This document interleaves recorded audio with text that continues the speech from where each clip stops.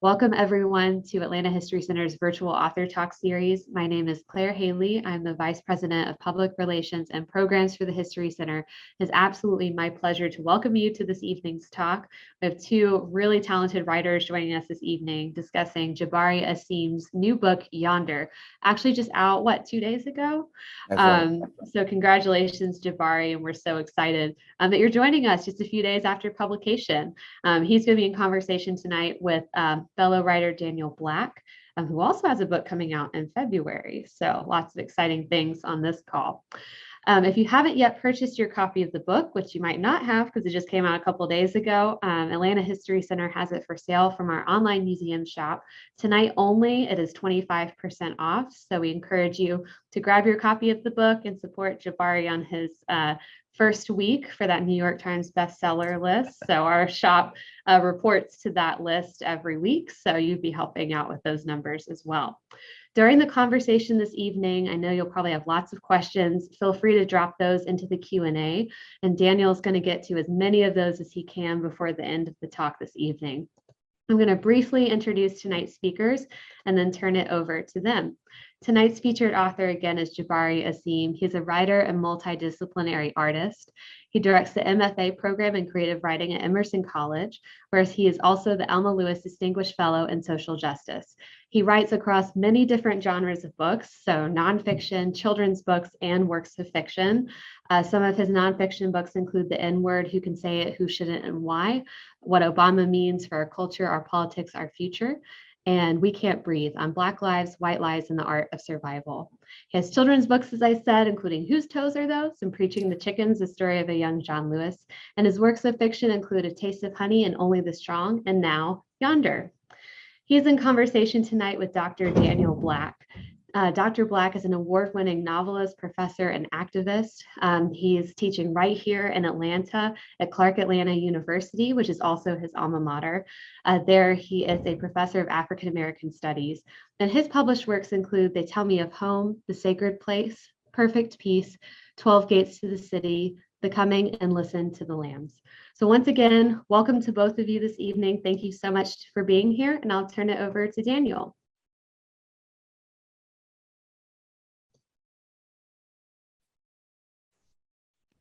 Thank you. To say that I'm excited about this is a colossal understatement.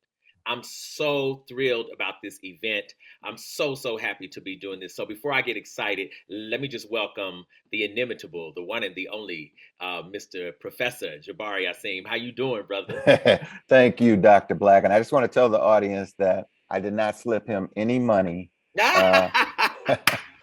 to influence that introduction. So no, Not at thank all. you. Not Thank at you. all. I'm glad to be here. And before we get started, I do want to thank the Atlanta History Center and Claire and Monique for the logistics that they had to do behind the scenes to make this happen. So I thank you to both of you and to the center, and especially to you, Daniel, for agreeing to do this. I'm really glad to be here.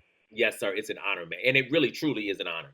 And it's an honor because of the quality of this book. You know, I'm a reader. I've been a reader all my life.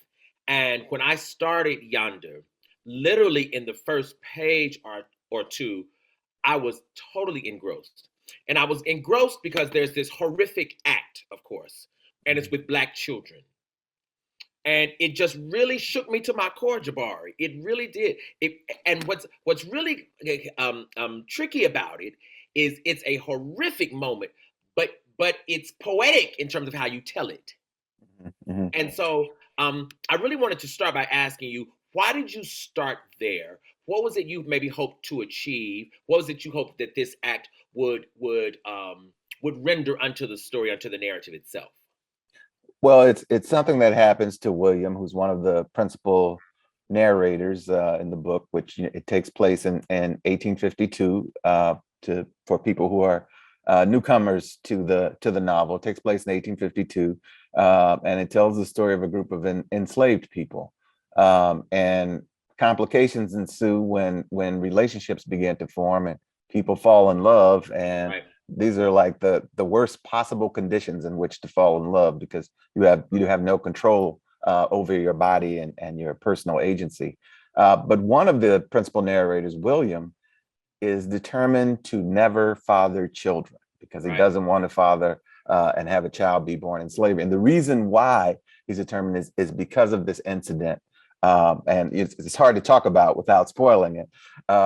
But yeah, he bears witness to a tragedy when he's about 14 years old, and he's so scarred by the experience that he says, I'm never gonna father children. I'm gonna make sure that that never happens. Right. And the incident is based on an actual incident. This was an actual historical incident that happened. Is that right? And I thought it would provide a good engine to get the character and the story in motion, to just kind of let readers know from the beginning, this is what we're up against. This is what we're involved with. Well, it does that, brother. It absolutely does that. And in fact, what it also does is it plants the seed for this whole notion of the residual effects of slavery for generations, right? This whole Yes. notion of the ways in which slavery and the psychology of slavery shapes Black consciousness for centuries, Mhm. for just centuries. And the truth is, we're still not over it, And Right. I was reading, as I was reading this book, I was wondering, what people might think about it, because folks have been talking about slave narratives, neo-slave narratives, in the last several years, etc. And for me, the beauty of your book, which is a little different from some of the other books about slavery that are out now, is that your book really plays with this idea of Africans constructing their own agency on the plantation. That it's like you refuse for them to be victims completely, Mhm. right? And I Yeah, love yeah. that. Yeah, it's a theme that I address in my nonfiction. I call it narrative combat, which Mm, is the clash of stories, right? hmm. And it kind of builds on Muriel Rukeyser's concept. She says the universe is not made of atoms; it's made of stories, Right. right? And so, politically, socially, culturally, much of what goes on as a result of whose story prevails. So Yes. one of the characters says in the novel, it all depends on who's telling the story, right? Absolutely. Because the fictions about African Americans in our life in captivity have been weaponized to a certain extent, right? Absolutely. So Oh, so absolutely. so part of what I'm doing is pushing back against that by enabling these characters to take control of the narrative and say, essentially, you may have heard how things were. I'm going to tell you how they actually were. Absolutely, brother. Yeah. And the book is beautiful. Listen, for all of you out there, all across America, all across the world, who are listening and who are thinking, wonder if I should read this book. Read this book. Please do. I'm telling Please do. you, I'm telling you, it's just an absolutely gorgeous, gorgeous, gorgeous narrative. And speaking of agency, brother, throughout this book, you as an author do something very creative with language, with the power of nomo. That's what I wrote in my notes. I literally wrote it in the book. I said, I hope brother Jabari doesn't mind that I'm writing in my book, right? With the power of nomo, the ability to speak, you make very clear that these Africans, yes, they might have been limited in terms of materiality. Yes, they might have been limited in terms of geography. But where they were not limited was the power of their own discourse. And so I just absolutely loved how they used narrative, and not just narrative, just words and language to garner power, right? Right. To Right. reconstruct power. And I think that was so beautiful. It reminds me of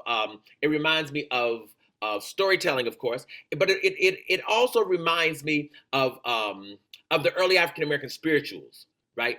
These this musical inheritance of Black folks literally telling their own story in their own musical kind of way, in their own kind of melodic way, that really holds the real thrust of who they are as a people. So say a little bit to us about why you wanted language to be so centralized in this narrative, and not just the language you use, but the notion of language. Yeah. Again, it's about, you know, much of the history and much of the narrative until we began writing these stories ourselves was shaped by other people. Mm-hmm. Like for example, a few years ago there was a conservative commentator who has a huge following on television. I'm not going to name him, but he went on this tirade in which he said, the slaves were well fed, Oh my right? God. And so this was repeated, in all of these in these conservative circles. And so I'm pushing back against notions like that, right? But I really, but it's fiction, so it has to be told in an entertaining way through the voices of believable characters, right? So one of the ways that I distinguish between the narrators is how they interact with language, right? Right. And so and I try to make clear why that is. So certain characters have certain vocabularies because they're familiar with books Right. and the culture of literacy, Yes. Yes. and others are not, Right. right? But they are just as eloquent, I hope, in their own way, right? Which is what I'm getting at. Yeah. Absolutely. Absolutely. Listen, I have so many favorite characters. I have so many issues. I have so many things I want to talk about. So I'm talking fast because I'm trying to see if I can get to all the stuff I want Get to it talk all about. in. Which I thank you for very much. I want to switch the subjects just a little bit. There was one part that literally jarred me. There was one part that said niggas don't do romance. You know, and it said literally, love, quote, love will spoil a nigga for sure. Hmm. And I was like, oh my God. Yeah. Yeah. And it so jarred me because I saw how this perpetuates this idea that black people, we just have sex. We don't really create love. We don't really create lovely things. We don't really create lovely moments. So then historically and over time, you get this notion that anything that is seemingly dealing with emotions and dealing with the heart, that seemingly black folks saw as extra. Right. Right. Right. Yeah. So I'm pushing back against, it was Thomas Jefferson who really perpetuated that misunderstanding, because he wrote that in Notes on the State of Virginia, which is a very influential text at the time. He wrote that Black people were incapable of romantic attachment, of genuine romantic longing, and were capable only of animal urges. Right. And Jabari, how ironic that he wrote that. Right. Right. Of all people. Of Jabari, all people. Right. I want to go there so bad. Yeah, I know. So I mean, Oh man. the reality of my life and many of the Black lives that I'm familiar with and have been defined by love, have been Absolutely. circumscribed by love, propelled and sustained by love. So Absolutely. I wanted love to be, the animating engine behind much of the story. It's what moves the principal characters to act when they fall in love, and it's hard to sustain a mutually enriching, loving relationship in the best of circumstances. That's right. Much less But the worst. right, but so you fall in love in a situation where you're not even considered a human being, and the law supports this notion that you're not a human being. You can't choose who you want to be with, and then two people get together and say, I want to be with you no matter what the cost. That's right. Right. And what's So funny in this book too, Jabari, what's interesting is the Black women in this story, the stolen Black women, right? As they're referred to, I love that. The stolen Black women, not only do they participate in love, but in this particular novel, they are the aggressors, it seems to me. They're the ones whose sexual desires, sexual appetites, not always, but often kind of lead the way, and they usher the brothers forward sometimes in terms of their own sexual desire, which I thought was an absolutely beautiful thing. right, because the Black women in the book are under extreme pressure to create children that the capitalist owner of the plantation can benefit from, can Right, sell, right, right, right? right. So they're up against these brutal commercial concerns that are completely alien to their own sensibilities. So there's a sense of urgency, and they remind the brothers of the sense of urgency, right? That time is always a factor in these relationships, because basically, dude, you could be sold tomorrow, and Wow. and this is over with. So we don't have a lot of time to waste. Now, William is in love with Margaret. He has a sequence where he kind of speaks to her, Right, very softly and gently, right. and he says in the narrative, I was really proud of the language I was using, and she rejects it. She was like, I really don't have time for that today. That's right. Right. I have more Right, pressing concerns than you and right. your, yeah, right. So yeah. So it's I wanted the characters to be, complex and layered and not predictable in that way. Yes, yes, yes. I think you did an absolutely beautiful job at that. There's another place in the narrative where someone says, one day white folks will tell the stolen that they made slavery up, that it never happened. And that jarred me because I mean, we're in this moment of reconstructive history, right? Even Right. in this Trump era, where this whole notion of what's really true, what's facts, made up facts, etc. And this idea that something as gargantuanly traumatic as slavery could one day, that it could actually get presented to the descendants of Africans that actually it was all a myth. Actually, that never happened. Yeah, so we have textbooks in places like Texas and other states Absolutely. where they try to teach the children, the black people who came from Africa were migrant workers. They came seeking Oh my better opportunities, just nutty stuff like that, right? So, foolishness. and so we as writers, part of our mission is to say, we want to seize control of this narrative and Absolutely. tell you how it actually was. And as you know, when we're writing fiction, we can't just say that. We have to put it in the mouths of characters and Absolutely. have it be persuasive and credible. Absolutely. Absolutely. Absolutely. Um, One other thing I think I loved so much about this narrative is the use of ritual. Ritual permeates this narrative. And I absolutely love that because that's certainly an African cultural tradition. That's an African cultural mainstay. I also love it because of the ways in which they adopt ritual and adapt it to their own historical and geographical moment, right? There You have this beautiful, beautiful tradition of people bringing babies when babies are first born, and others on the plantation speaking over them, speaking words into their lives. In fact, it's the tradition of the seven, right? This notion Mm. that there are seven people who will speak a word into a child's life, and those seven words become his or her kind of guiding arc for the rest of their lives. And every day, a person is supposed to rise in the morning, and when you give thanks, you say your seven words, right? Oh my God, what a beautiful, beautiful man! That was beautiful. It was just, I mean, it's in chills because what a beautiful, beautiful, beautiful ritual to establish in the midst of horror and in the midst of trauma. But why seven? I keep getting that question, and I don't necessarily have an honest answer for that. I'm not sure how I Okay. arrived at seven. What I was more concerned, I think, I was more concerned with. Well, just to explain, when a child is relatively newborn, there are ceremonies in the novel that are called whispering ceremonies, and the mother moves gently in a circle, and the seven people assemble, each whisper one word into the child's ears. And it's a belief among these people that if a child goes unwhispered, then he's doomed because he doesn't have the protection of language that he can gird himself in every day. Wow. And so that's what I was focused on. But then also the phrase, like in the book, characters don't say, "Did you say your prayers?" They say, "Did you say your sevens this morning?" Right. Right. Right.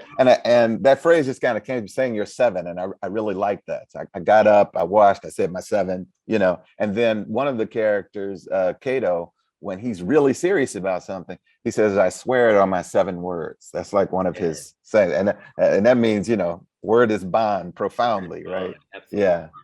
Yeah. Absolutely. That's so just beautiful. And there are other places and moments that are ritualized that I think is just so very, very important that it just functions kind of as a spiritual reservoir for people who might otherwise be seen as displaced, quite frankly. Right. There's a character named Xander who I love, love, love. And I think I love him because he's a kid. Yeah. He's young. He's what, 15, 16, something like that, I imagine. Right. Right. That's Yeah. right. Yeah. And Xander has this kind of innocence that surrounds him throughout the narrative. I won't give anything away, but one of the things I do love about Xander is that Xander has this notion that he comes from people who can fly, right? And I love that he even quote unquote he practices preparing for his flight. That he Right. knows that one day, right, the wind is just going to lift him off the ground, right, and Hmm. he's going to soar. And what's funny is it took me back to Song of Solomon, Toni Morrison, Sure. Sure. Sure. Sure. you know, and Yeah. and and I wondered if Song of Solomon was a text that you loved, and if that connection was intentional, and if you were kind of doing a kind of intertextual play on your love for Toni Morrison in this text. I do love that book. I do love Song of Solomon. Um, and I've also have been obsessed with, Flying Africans, the story. Me But too. Me too. I published a poem called The Flying Africans in Painted Bride Quarterly in the 1980s. Wow. So I've been writing about this a while, but the primary influence was the African-American writer Virginia Hamilton, Oh, yes. who wrote the book The People The Could People Fly, Could which Fly. is Absolutely. that's just like one of my holy texts. That's like Man, scripture for me, it right? is. It is. So the passage is intended to certainly to be in conversation with Morrison, but also sort of pay tribute to Virginia Hamilton's Absolutely. story. Absolutely. Yeah. Yes, sir. Yes, sir. And one of the things that's wonderful is this phrase gets repeated, um, Baba Yale, Mhm. Baba Yale, right? And I've heard that before, several places. And one of those was in a book. I'm gonna think of the title in a minute, but there was a gathering by the WPA back in the 30s, and they did this wonderful research of folks who had once been enslaved, and they told about slavery, etc. And in so many of their testimonies, these folks said that they actually saw people Yeah. fly. Do you Yeah. know about this book? Yeah. I think that's what inspired Virginia Hamilton. Yes. Oh, yeah. I'm sure. Yeah. I'm sure. Yeah. Yeah. Drums and Shadows. That's what it's called. Okay. Drums and Shadows. Yeah. And this made me think of Drums and Shadows, and I have an absolute fascination about this notion of flying Africans for all kinds of reasons. And also language, because when Virginia Hamilton's, and one of the things that really sticks with me in her version of it is that certain magic words have to be mumbled in order for you to take flight. And the saddest thing in her book is the people who no longer remember the words. They don't remember the words. And they have to stand there on the ground and watch the other people fly home. Yeah. It's just the saddest thing, right? So Man. yeah, so Oh the my connection God. connection between language and transcendence is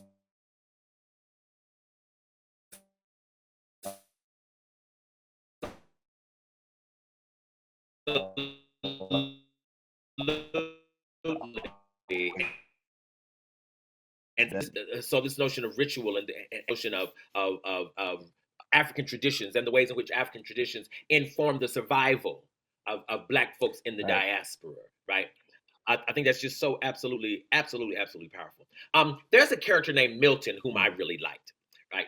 I guess by the end, I will have mentioned every character in this book, right? But I love Milton because Milton is an artist. And Brother Jabari, very few people in fiction actually imagine art, artists, artistic work happening on the slave plantation. We think most of our energy is used in the serviceability to whiteness. Right. Versus the notion of Black people doing art, actually doing art. I mean, I was like, oh my God, this brother is actually doing art, and it's not for the master. It's not for the thief. Right. And that was part of the power of his art. It was just for his community. So with the stick, he could draw in the dirt, like amazing things. And then how crazy is that? And then they would cover them up, and the white people would come through and they'd have no idea that they had, this genius living in the quarters. And the brilliance of him even drawing in the dirt. And of course, yes, white folks coming along and just stepping right over it. Right. So that metaphorically and existentially,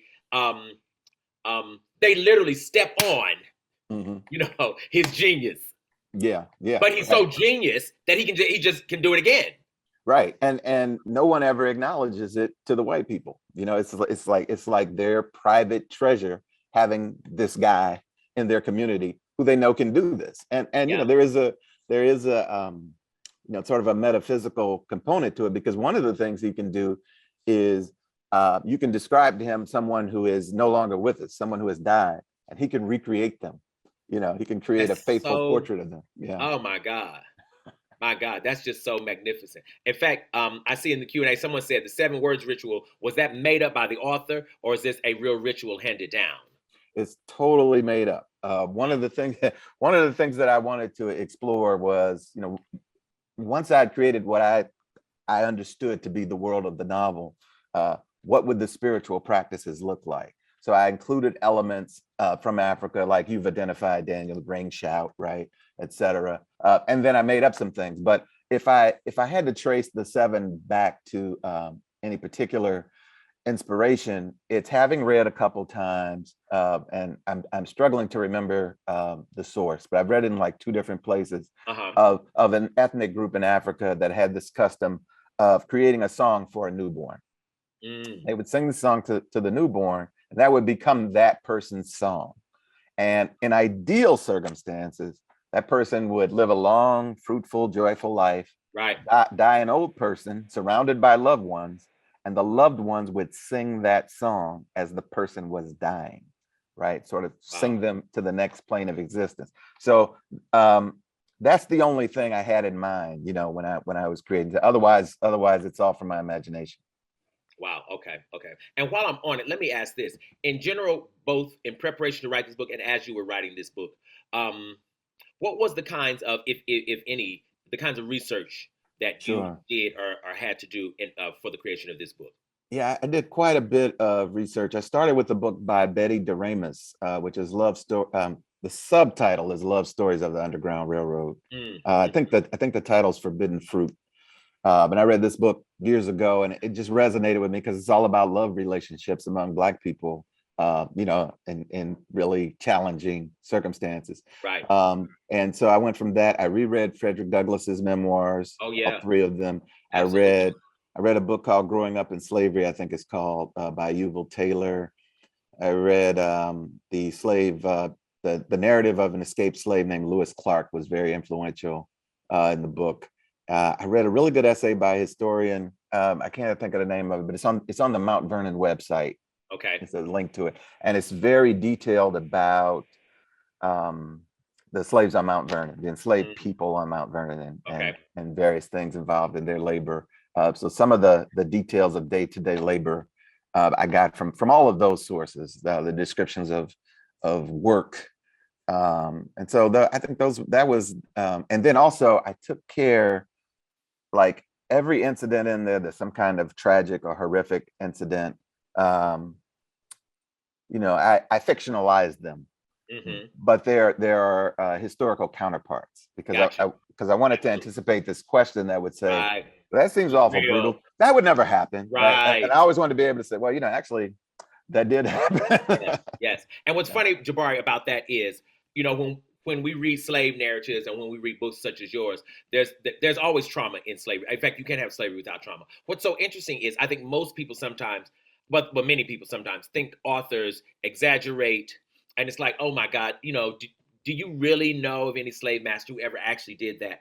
And what's really real, what's really true is we probably cannot imagine the depths Right. and the levels of horror, I think that's right.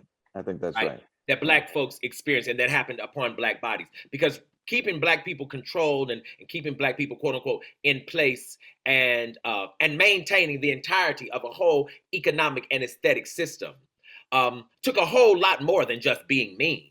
Right. Absolutely. You know, Absolutely. Yeah. So I wanted that to be detailed based, but also because the story is about transcendence, it's about overcoming all of these circumstances that are arrayed against them. I wanted to, really show what the characters were up against before they began to resist them, before they got together and said, what can we do? Right. right? Yeah. Absolutely, absolutely. It takes me to the story of Cupid, right? Um, and I don't know how to talk about this without giving stuff away. Um, let's see. Okay, okay. I know. Cupid disappears. Can I say okay? And one of the things I think that's so beautiful is how Cupid disappears, and that folks on this plantation, all of them are implicit in keeping the secret, and everybody keeps it, right? And what I love is that nobody seems to get implicated for seemingly having done something wrong, right? Yeah. Yeah. But something, in fact, quite righteous was done, I think. Now, that's my own position, right? We'll let the audience decide. We'll let the audience decide. We'll absolutely let the audience decide. Yeah, but no, but I think you're hitting on something with the secrecy, with the organized secrecy. I mean, that's going on not just around that incident, but all the time. There's always this secret life of the stolen people that the thieves don't have access to. And That's and right. I think that's really important. So I begin the book with a quotation, got one mind for the boss to see, got another mind for what I know is me, which is Right. from an old Black folk song, which I think addresses that probably even before Du Bois addressed double consciousness, That's right? right. It's That's like, right. and so the characters are are living that. They're living that reality where even the language they use when talking to the thieves is very different from the language they use when talking to each other. That's Right. right. That's right. Yeah. That's right. And throughout this narrative, there is this warning, we'll call it, or this woe be unto any stolen who would trust the narrative of a thief. At one point, in fact, it's even said that the minute a thief begins to say, "Let me tell you a story," Right. right, you're So in trouble, that's when you know you're in trouble. Right. right? Yeah. Which says something on another level too, in terms of um, what's the cost of oppressors telling our story, Right. right? Right. What will be the effects of your narrative in somebody else's hands? Right. Right. Yeah, Right. absolutely. And I think I think that's a beautiful thing, because what it also suggests is that if oppressed people not only don't tell their own stories, but if they also don't construct their own philosophies for themselves. I thought about even the embedded theology that's in this text. It's just so beautiful. Some folks believe in God. Some folks like William are like, listen, I don't listen. I ain't really dealing with none of that, right? And Right. and what I love is that there's variation, Yes. and um, that the characters and the author, in many ways, are questioning this notion of the sanctity of Christianity, like the whole scale embracing of this idea, as if there's no other spiritual reservoir out of which we as Black people can dip. Right. And as if we forgot all of that when we got here. Right. That's right. Or came empty-minded. Or came empty-minded, right? Blank slate. So and yeah, I mean you used the word philosophy earlier. That was very much a word on my mind as I wrote the book. I wanted to show that, the philosophical tradition among Black people is so rich and complex and unpredictable in so many ways. So spirituality is just one of those issues. And like you say, there are different points of view. People believe different things. And just as important to me is that they debate them. So Yes. at least two different characters come to William and say, "You don't believe in anything, do you?" And his response is always, "Why are you in my business?" Right. I don't talk. That's not fun to me to That's right. speculate That's to right. That's right. speculate on these things. You guys like to talk about that. I got stuff to do, right? So Right. He's representative of one viewpoint. Really complex characters, Preacher Ransom, who knows their book, who carries it around, and when they're Absolutely. watching, that's what he preaches from. When they're Absolutely. not watching, he puts that away. Says, "Let's go to the clearing and make us a ring." Right. Absolutely. Let's return to the old ways. So I wanted all that, and I wanted to show that Black people have been philosophers from the beginning, and our philosophy is often dismissed as folklore or Yes. folk culture, and Yes. it's Yes. actually really sophisticated It is. speculation about human beings' role in the cosmos, and Absolutely. that's how I use the word yonder in the title as sort of that instrument, because Xander, character you mentioned earlier, is constantly asking everyone he knows, "What do you think is over yonder?" Right? What's there? And so that leads to these discussions. As Cato says, we don't just ask the question of why were we born? We ask why we were born here in Right. this place, right? In these Right. circumstances, because these are questions they would have, right? Absolutely. Yeah, Absolutely. Anybody would in these right. circumstances. Absolutely. Um, Another thing fascinating about this narrative is this enslaver, ironically, is writing a book, right? Yes. You get it. You get it. I get it, brother. I get it. Listen, I'm telling you. Listen, y'all read this book. I'm telling you. This book, he's writing a book about how to control slaves, right? Right. He's writing and he has every intention of publishing this book and of it making him some wealth. He's going to write this book about the ways that you keep Black folks, if you will, enlisted in the service of white serviceability. And I think it's just so ironic that he's purporting himself kind of as a specialist, Yes. right? Yeah. In keeping slaves under control. And it reminded me of, have you ever heard of a journal called DeBoe's Review? I have not.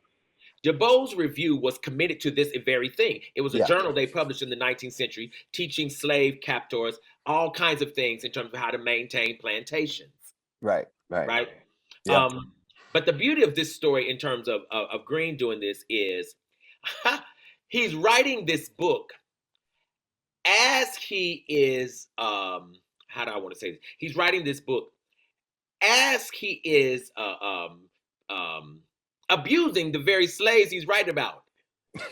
Yeah. So I mean, so it's partly inspired by, in my earlier book, The N Word, I wrote about this pretty lucrative branch of pseudoscience called niggerology, right? In which Niggerology, right. self-described experts would speak in crowded lecture halls all across the North, not just the South, on this very subject. So, I was kind of inspired by that, but also stories about George Washington. Of course, I already mentioned Thomas Jefferson. He was a self-anointed expert on African behavior. But George Washington was a presence on his own plantation. He always had a stopwatch and a notepad, and he timed his enslaved people in terms of how long it took them to do particular things, and he shared that information with others because he was trying to teach the management of enslaved people. Wow. And one of the lines I took from him, it's in the book somewhere. He wrote that it was really important to keep enslaved people busy all the time because they would be ruined by idleness. That's his words, not mine.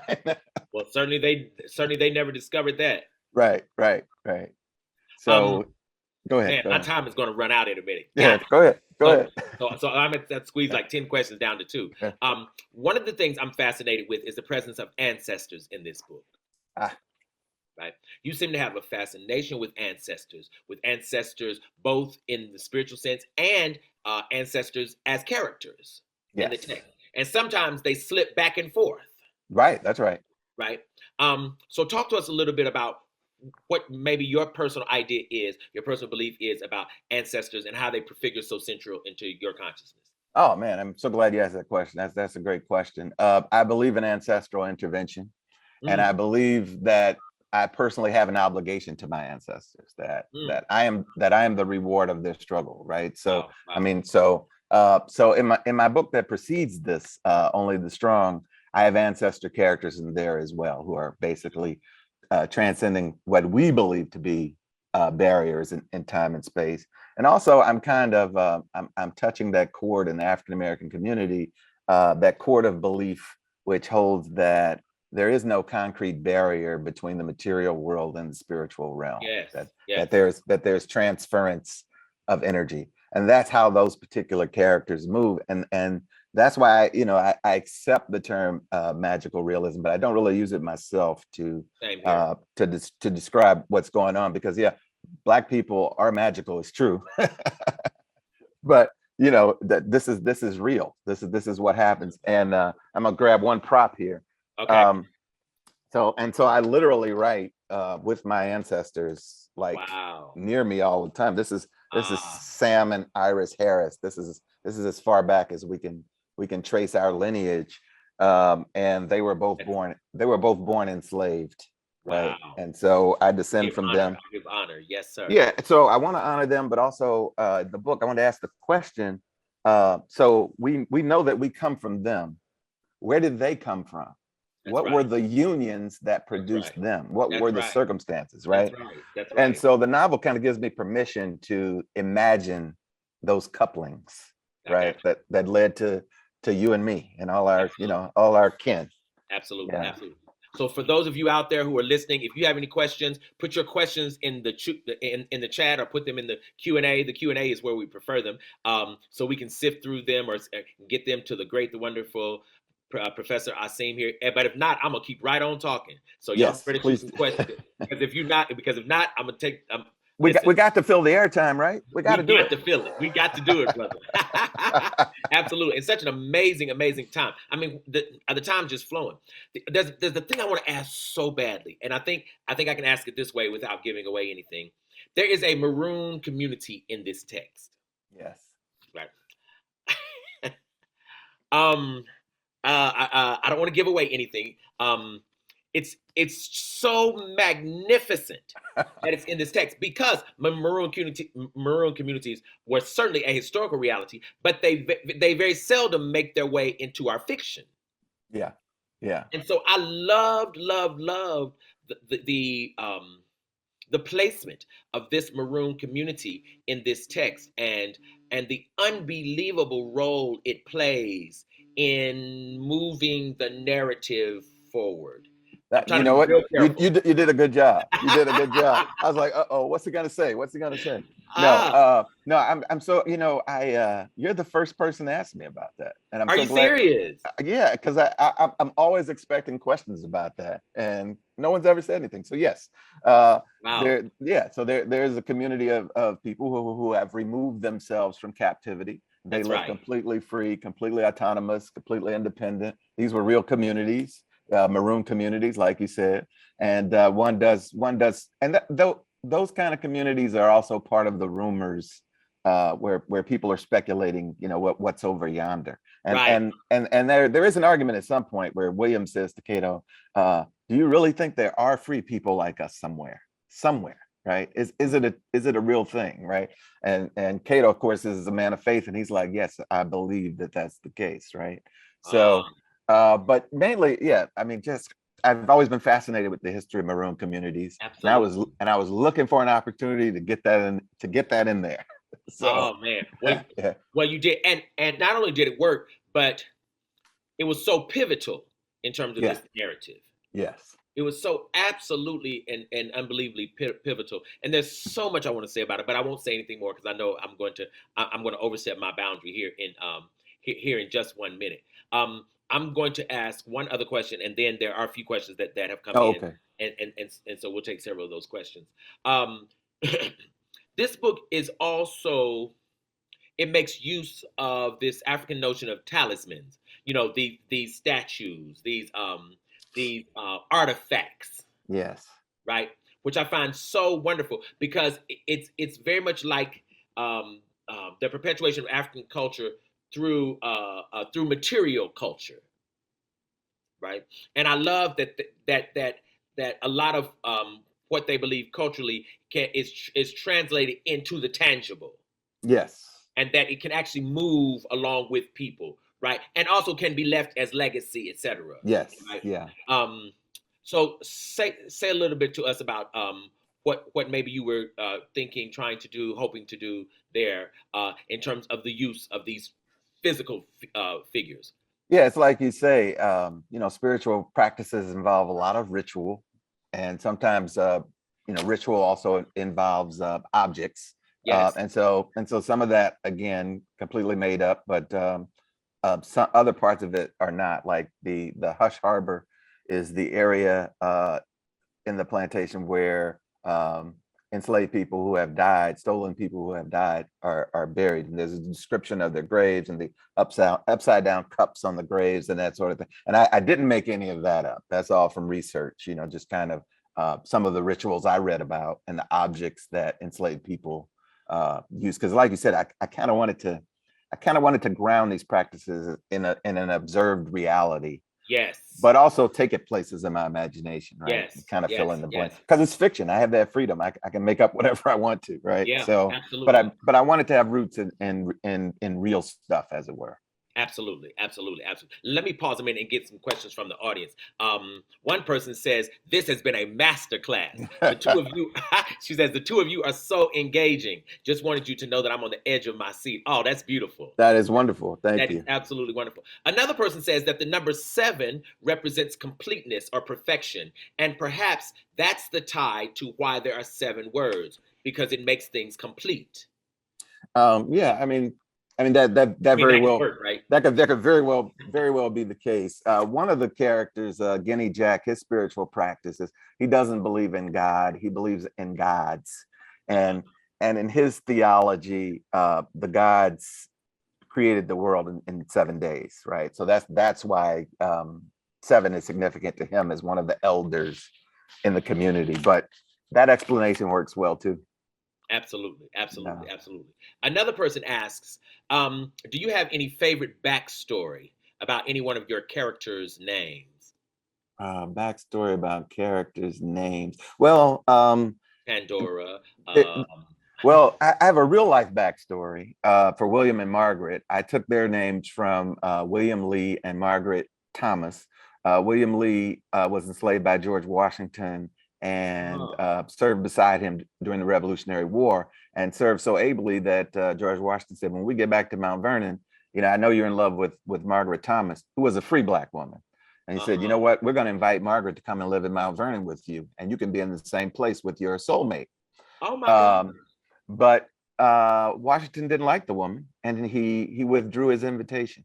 So William Wow. never in his life got to live with his soulmate, who was a free Black woman, Yes. who was willing and able to be with him, right? And Wow. so, and I was always kind of struck by that. Imagine serving this dude in the war and doing all this stuff and probably risking your life and saving his rear end. And the whole time, your motivation is you can see Margaret, sweet Margaret, in your mind's eye, and you're like, I just got to live through this so that I can be in her arms again. And then at the end of it, dude says, I changed my mind, right? Wow. And so and so that's where I got William and Margaret for the principal couple in the book. So Wow. that's a backstory, but No, that's a great backstory. it's actually a real backstory. That's an awesome story. Yeah. One other thing about this narrative that I think was just magnificently done, and that is the way you make clear, in both primary ways, but some tertiary ways too, that Black people really know white people. Yes.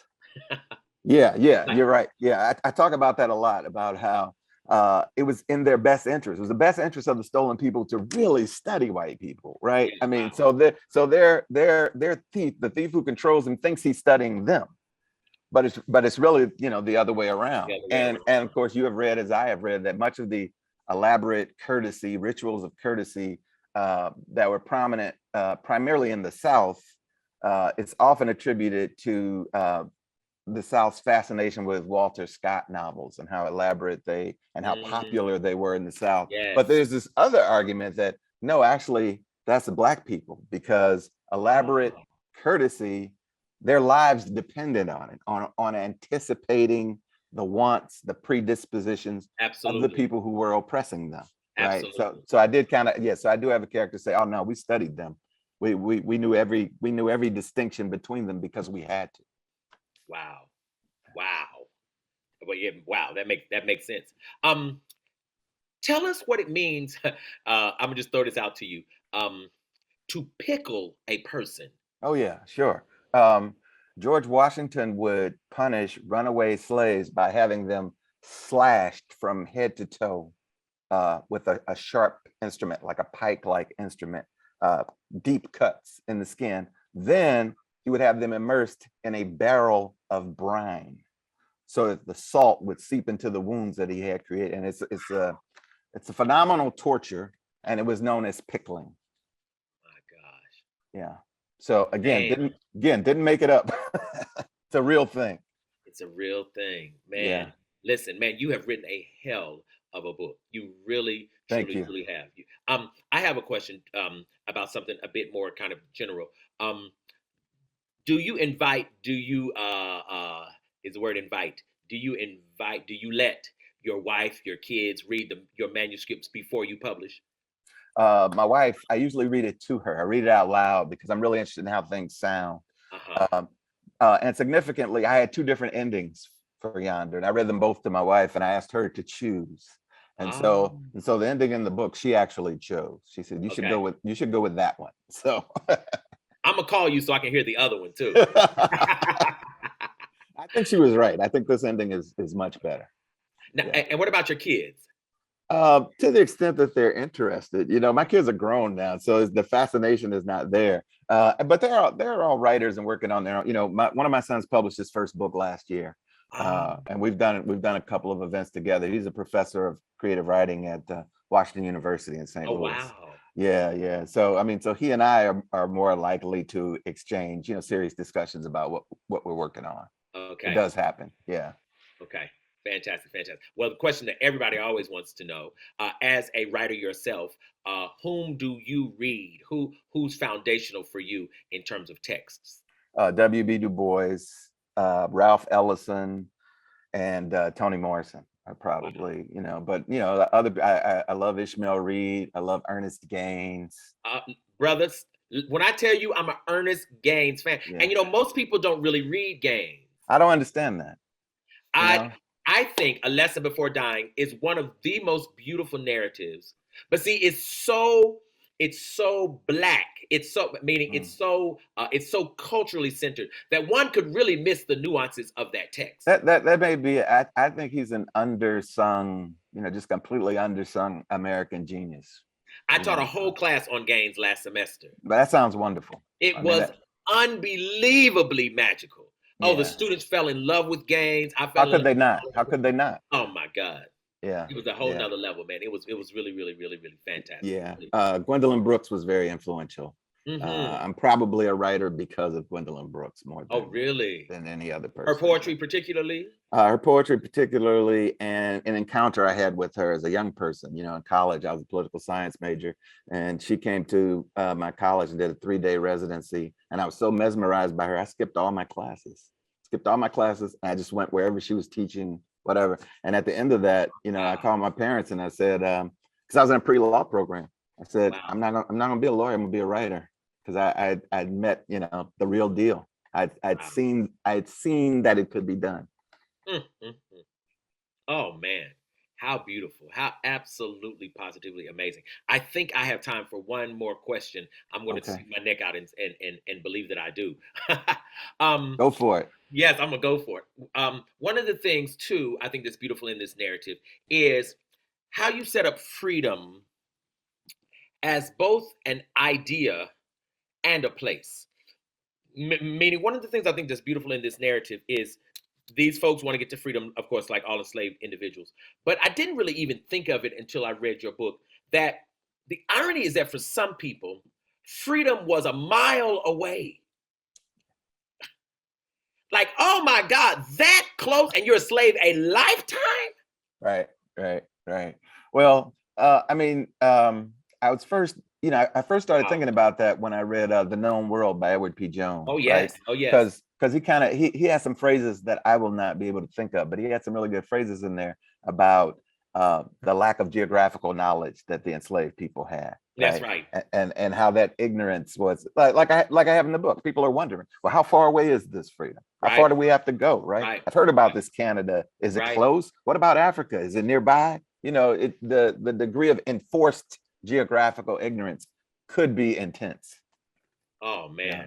That's just such an incredible thing. We have a question, or actually a comment. A person named Angela Reed. That's a dear friend of mine. She's amazing. And she says, "In my father's house." Oh, Ernest Gaines. By Ernest Gaines. Yes. That's tight. Yeah. I'm trying to think. I don't know if I have a favorite. I think the one that haunted me the most when I was a younger person was A Gathering of Old Men. Oh, beautiful book. Oh God. Yeah, but they're all good. You can't go wrong. You can't go wrong with anything by him. That's true. And I want to just segue and say, nor can you go wrong by reading Yonder. Thank you. You cannot go wrong. So everybody who's on here tonight, thank you for being here. Listen, it's an absolute treat. Jabari, man, you are a brilliant literary mind, and we're just so grateful to have you. And we hope that in you just being yourself, you'll give us more and more narratives just like this. But for now, we'll take this one and we'll just feast on this as long as we have to. You're very kind. Thank you. I appreciate it. Thank you for being here, brother. Thank you both. I can easily say that was my favorite hour of the week. So thank you both so much for that wonderful conversation. It's just so rich and so engaging.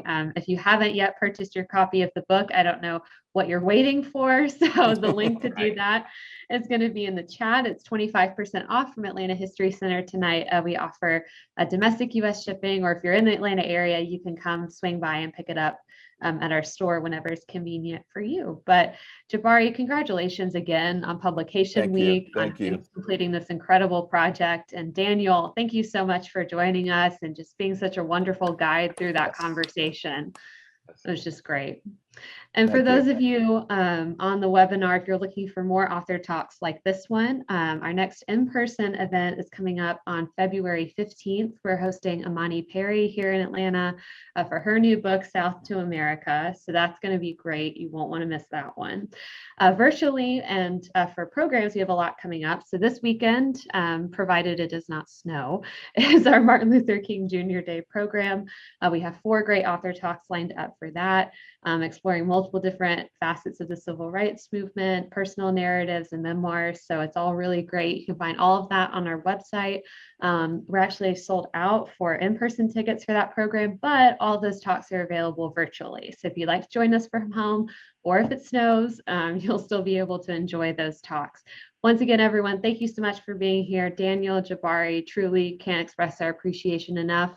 Everyone, have a safe and wonderful rest of your week, and we'll see you back here on Zoom next time. Hey, Thanks see you all all. later. Good night. Good night. Take care. Good night.